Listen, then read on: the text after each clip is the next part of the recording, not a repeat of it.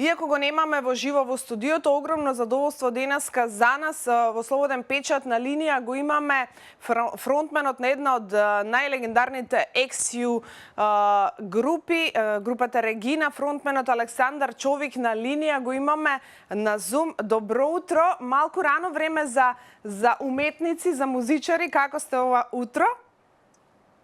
Hvala, dobro sam. Pa da vam kažem, pa i nije previše rano vrijeme. Mi dok smo mlađi, onako, umjetnici, obično volimo da spavamo malo duže. Da. Ali nas život nauči da mora da se ustaje ranije i da se kreće, da se radi. Jer čovjek ako ne radi ne može da ima rezultate. Така е. Поводот поради кој што ние зборуваме денеска е еден убав концерт кој што ќе го најавиме на 13 декември во јавна соба. Скопјани ќе имаат можност и се разбира оние кои што ќе додат надвор од Скопје да ве видат. После колку време доаѓате во Македонија? Кога последен пат сте се Da, дружили? ima Boga mi dosta. Mi smo svirali jednu novu godinu. Mislim da je to možda bio i najhladniji doček u Makedoniji. Svirali smo u Kumanovu, da li je to bio doček 2016. nisam siguran. I bio je sjajan koncert, ali ga pamtim da je tu noć bilo najhladnije u Kumanovu. Tako da smo mi i publika došli na koncert. Koncert je bio sjajan i bukvalno smo svi pobjegli kućama par minuta nakon koncerta. Ali kako da vam kažem, nama je Makedonija uvijek nekako draga. Nije ovo sad, da kažem, zato što pričam s vama iz Skopja, nego da li imali koncert, da li imali neku dole žurku ili itd. Uvijek su onako prelijepe impresije, uvijek se super provedemo. Tako da sam siguran da ćemo i 13. decembra u Public Roomu imati jedan sjajan provod sa našom publikom, svirati sve pjesme koje ljudi vole da čuju i da će biti jedna zaista noć koja će nam ostati u lijepom sjećanju. Така е, одлично. Што може публиката да очекува? Сигурно сум дека ќе ги свирите оние ваши хитови кои што се многу добро познати и за кои што веројатно најмногу ќе дојде публиката, меѓутоа ќе чуеме нешто и од новиот материјал ваш? Pa da, mi sviramo uvijek naš standardni program, gdje su sve pjesme od Ljubav nije za nas, Ružo moja, Bistra voda koju smo predstavljali Bosnu na Euroviziji, da ne nabrajam sad sve pjesme koje publika voli. Sviramo u zadnje vrijeme i neke nove pjesme, a kad su ovako klubske svirke kao što je to koncert u Public Roomu, onda volimo i našu publiku da iznenadimo sa nekim pjesmama koje su, da kažemo, obilježile naše odrastanje, našu mladost. Tako da često zapjevamo neke XU hitove i to bude onako posebno lijepo.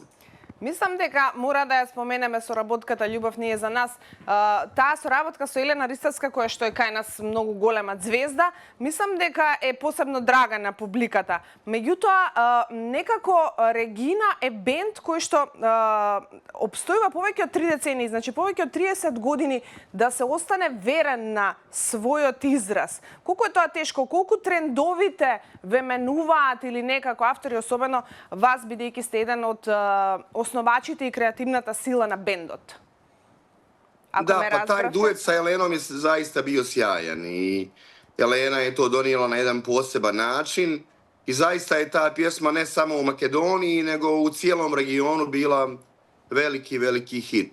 Što se tiče našeg izraza i toga što mi donosimo i čime se bavimo, pa malo smo stari da se mijenjamo. Da smo se trebali mijenjati, mijenjali bi se prije 15-20 godina. Čovjek onako sa godinama i sazrije, a i publika se nekako navikne da sluša upravo to od tebe. Mislim da ne bi sad bilo nešto ni previše pametno da mi uradimo nešto što je potpuno izvan našeg miljeja. sad neki mali iskorak se možda i može desiti, ali sad neka totalna promjena u ovim godinama ne dolazi u obzir. Dobro, a ako veke treba i možete da definirate Regina, kako bi ја definирале? Знам дека во принцип е тешко за музичарите да стават во рамка својата музика и да фатат некој стил, меѓутоа што е она што ја дефинира Регина? Каков тип на музика би можеле да го карактеризираме? Тоа е некој поп-рок, нели? Pa mislim da to jeste pop rock. Mi kad smo kretali sa bendom 90. godine u Sarajevu, bili smo malo više rock, jer smo bili onako ludi i htjeli smo da mijenjamo planetu. Čak smo bili pomalo i alternativni u to neko vrijeme.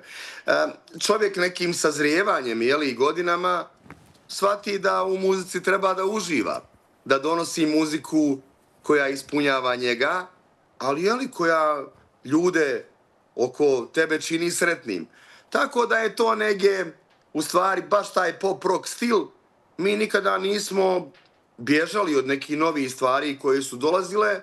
Ja i dan danas volim da slušam sve što nastaje u svijetu, ali to je, mislim da je to klasična jedna definicija.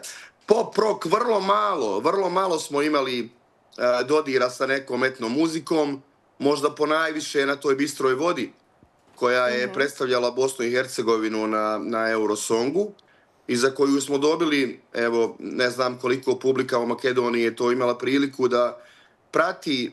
Bistra voda je proglašena za najbolju pjesmu Eurosonga te 2009. godine u Moskvi. Tako da uglavnom je to bio pop rock sa nekim vrlo rijetkim primjesama neke naše balkanske etnomuzike.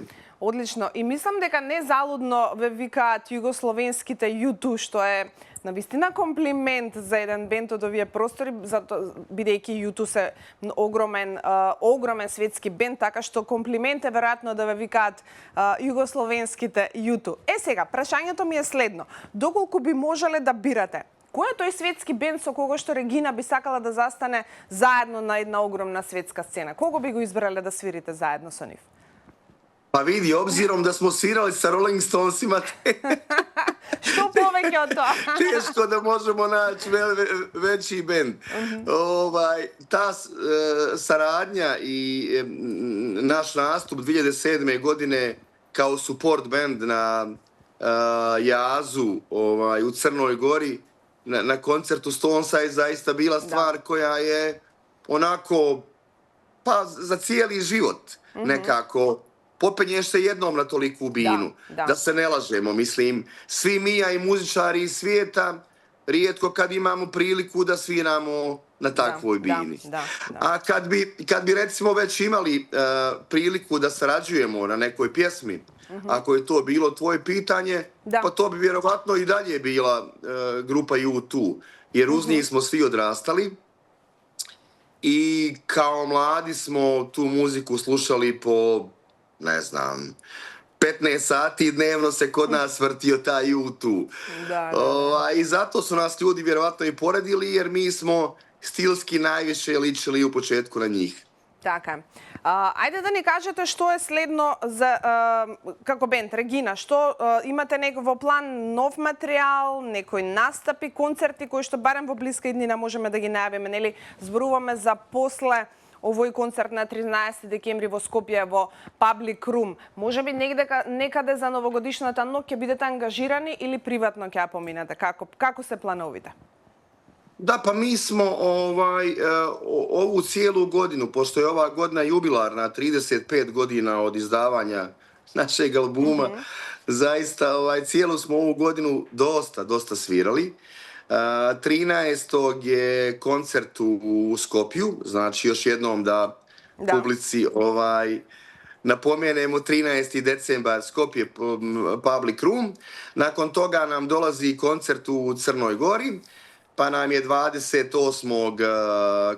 Kragujevac i onda novu godinu sviramo na dočeku u Bosni na trgu u Modrići. Tako da, kad si me pitala malo prije o našim koncertima za novu godinu ili da li slavimo privatno u krugu porodice, moram ti reći da je za ovih 35 godina bilo, ja mislim, jednom ili dva puta da smo imali priliku da slavimo Novu godinu negdje na taj pravi način, da nismo svirali. Nekako je to postala normalna stvar da znaš, Novu godinu sviraš i to je tvoj dio posla. Кога веќе го споменавме приватниот дел, морам да прашам, со оглед на толку настапи, толку свирки, толку отсуство од дома, колку е важна таа поддршка од дома, од домашните, од свој, да ја разберат вашата професија со оглед на тоа дека сте поприлично многу по патиштата? Da, to je realno, mislim, neminovno.